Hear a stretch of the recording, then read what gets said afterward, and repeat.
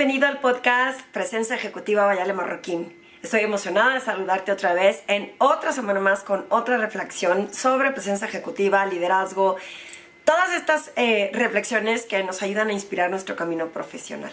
Recuerda que las comparto con el fin de que sepas que no estás solo allá afuera, que este tipo de situaciones nos pasan a todo el mundo, pero que la diferencia radica entre entender las herramientas que puedo tener para salir adelante y o quedarme en el mismo lugar porque de pronto pienso que es demasiado abrumador. El día de hoy quiero hablar otra vez de autoliderazgo, liderazgo consciente, toda esta habilidad que tenemos para que nosotros podamos liderarnos a nosotros mismos. Y es a veces hasta más difícil que gestionar equipos. Y te lo voy a explicar. Recuerda que estos podcasts los puedes escuchar en Spotify, en iTunes. También lo puedes escuchar a través de mi página web. Los comparto en todas las redes sociales. Y bueno, próximamente te tengo una sorpresa porque junto con Juan Luis Becerril estaremos haciendo una sesión diferente una vez a la semana, un par de veces a la semana dentro de este podcast, lanzando un proyecto nuevo que estoy segura que te va a interesar y sobre todo que te vas a divertir. Y bueno, hablemos de liderazgo consciente o autoliderazgo. Creo que la autogestión puede llegar a ser a veces mucho más compleja que gestionar equipos, porque tienes la ventaja que cuando gestionas equipos tienes la posibilidad de tener un diálogo con ellos y que ellos te puedan contestar, te puedan compartir sus pensamientos o sus reflexiones. Entiendo que hay retos en donde tenemos que hacer que hablen y es en donde queremos generar espacios de confianza y que la gente se sienta con la libertad de poder participar, de poder opinar, pero con el fin de que no se queden callados con estas ideas que nos pueden ayudar a crecer o a estirarnos más. Es mucho mejor poder tener esta posibilidad a que cuando te tienes que liderar a ti mismo y te tienes que contestar a ti mismo. Y este puede ser un proceso no solo retador, es que de verdad estoy convencida que nos queremos contar las historias que nos queremos contar. Que en la mente se oye muy bonito este diálogo interno de decir todo el mundo no está haciendo su chamba, es que a la gente no le importa, es que no tienen compromiso, es que el único o la única que trabaja soy yo. Y cuando nos contamos estas historias es súper, súper peligroso porque estamos sesgados en base a un juicio que nos hicimos de lo que está sucediendo alrededor y que nosotros somos superhéroes porque somos los únicos que somos capaces de poder resolverlo. Así es. Cuando tú tienes como esta intención de yo quiero ser un profesional responsable, que cumple resultados, que soy honesto, que contribuyo a que las cosas sucedan, de pronto cuando veo que el entorno no se acomoda como yo espero que se acomode, pues empiezo a crearme estas historias de yo solo contra el mundo o yo sola contra el mundo. Y no nos damos cuenta que muchas veces el cambio radica en nosotros, en la forma en cómo pedimos las cosas, en realmente detenernos a respirar y a pensar si estas historias son reales o yo me las quise contar. Y que este tema de, fíjense, yo he descubierto y más últimamente con todas mis sesiones individuales con clientes, en donde un alto sentido de la responsabilidad y esta proactividad por cumplir en ocasiones te puede hacer que no te des cuenta de lo que está sucediendo alrededor. Yo siempre pongo el ejemplo, ¿no? Cuando yo estaba en el medio financiero, me acuerdo en mi necesidad de dar un buen servicio, de demostrarle al cliente que él era importante, yo sí me creía que el único que importaba en su momento era el cliente. O sea, sin el cliente no podíamos tener ingresos y sin ingresos no se le pagaban a las diferentes áreas. Entonces estaba convencida que el cliente era una imagen todopoderosa de a quien le teníamos que hacer caso. Y muchas veces eso provocaba que yo me volviera medio necia.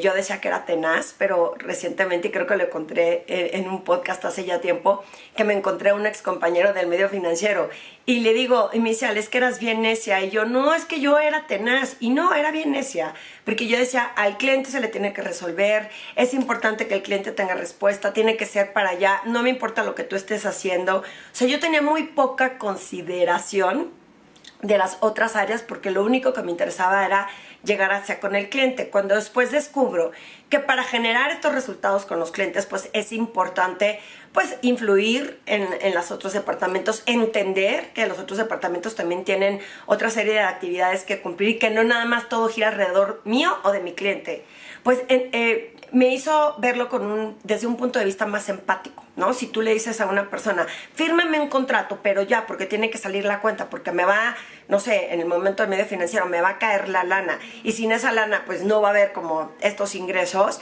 Y yo no me ponía a pensar o a observar o a reflexionar qué tanta chamba o cuántos otros contratos o cuántas otras personas del área comercial estaban pidiendo lo mismo. Entonces, cuando no recibías una respuesta positiva, que es la famosa guerra de las expectativas, era de, pero ¿qué le pasa? Como, ¿por qué yo ya lo hubiera hecho? ¿Qué más le cuesta? Es nada más una autorización. Pero nos detenemos poco a realmente observar lo que está pasando enfrente o en la otra área. En las áreas comerciales pasa muy seguido. Y en ocasiones, con este falso sentido de la lealtad al cliente o del buen servicio al cliente, no nos damos cuenta que por cumplir exigencias de nuestros clientes estamos afectando o impactando negativamente a otros departamentos. Y entonces cuando algo no sucede, lo hacemos súper dramático, ¿no? Es que nadie le importa, es que claro, como ustedes no batallaron para conseguir este cliente, es que no puede ser que yo tenga que llegar a resolverlo. Y en ese freno de ese autoliderazgo, de esa autogestión, es detenernos y decir, de verdad, soy la única persona que hace la chamba, de verdad, ¿puedo hacerla sola o necesito acudir a otros departamentos y hacer que estén bien para que entonces todos los engranes funcionen? ¿Qué es lo que está pasando de la otra área y qué me estaba contando yo que me hizo creer que de verdad no les importa y no están comprometidos? Pero entonces se resuelve el problema y lo que hacemos es decir, lo resolví yo, y si no me hubiera metido, yo no lo hubiera resuelto, o sea, no se hubiera resuelto, y si yo no me hubiera involucrado. Y platicando con una persona recientemente le dije, a ver, vamos a hacer un análisis real. El que tú te involucraras resolvió el problema cuando tú querías que se resolviera. Y me dice, no necesariamente, perdimos un día porque una persona creo que se había enfermado o tuvo un problema personal y esa era la persona clave que necesitaban para que las cosas se resolvieran. Entonces decía, sí lo resolviste, pero lo hubieras resuelto estuviera o no estuviera la persona, sin necesidad de perder como esta gestión positiva, decir qué podemos hacer, cómo somos proactivos, en lugar de llegar como tirando sartenazos a la gente de tiene que ser y no es posible que me tenga que involucrar yo para que se haga. Eso es una forma muy reactiva con una mentalidad fija, que me chocan las etiquetas, pero caemos constantemente en estas mentalidades fijas, en estas creencias de que es la única forma en que resuelvo las cosas es gritando o presionando o hostigando o impacienteando a las personas. Y a lo mejor no hemos ni siquiera intentado descubrir qué pasaría si lo hago de otra forma. Yo siempre pongo el ejemplo que siendo emprendedora pues me tocaba hacerla de todas las chambas, ¿no? Desde la que cobraba, la que mandaba las facturas, la que vendía, la que entregaba el servicio. Y en el tema de cobranza, en muchas organizaciones que hay días de pago, me decían, oye, Ale, por un error no va a salir tu pago, porque hubo un error. Y decía yo, ¿qué gano enojándome si yo soy a la que le interesa que le paguen? Y si me enojo le digo, ya no se vale que me traes de arriba para abajo como canica en pasinica y que yo hice las cosas bien, no me sirve de nada. No me sirve de nada decir, le tuve que gritar. Porque si yo quiero una relación a largo plazo, ya sé que yo era proveedor, pero ponlo en contexto en la organización. Si quieres una relación a largo plazo en donde la gente te esté entregando un buen servicio para que tú a su vez lo puedas entregar a la organización, de nada te sirve desgastar la relación. Y ahí es en donde viene el autoliderazgo y reconocer y estar conscientes de qué historias te estás contando, cuál es realmente la verdad de lo que está sucediendo y qué depende de ti. Yo pienso que las formas hacen toda la diferencia y que es desgastante emocionalmente estar cayendo en estas trampas de creernos, esta reactividad de decir, pobre de mí, es que todos son unos flojos, lo tengo que resolver yo y voy a hostigar y voy a insistir. Cuando yo pongo el ejemplo de cómo era yo, de verdad hoy pienso que el confiar en el proceso, el observar qué posibilidades hay de una buena forma para hacer algo. Digo, por supuesto, como buen ser humano a veces pierdo control en ciertas situaciones en donde a lo mejor no es no me estoy justificando, pero somos humanos, vamos a caer. Pero ¿qué pasa cuando quiero que las cosas sucedan? Cuando tengo una gestión, una autogestión de mis emociones, de lo que yo escojo decir o como yo escojo decirlo, y me quito esta creencia de que mi tenacidad, que no era tenacidad, lo único que está provocando es que la gente se sienta intimidada, hostigada y que no los deje hacer su trabajo, porque aparte lo estoy haciendo porque lo quiero yo y no estoy viendo a quién más están impactando, a quién están dejando de atender.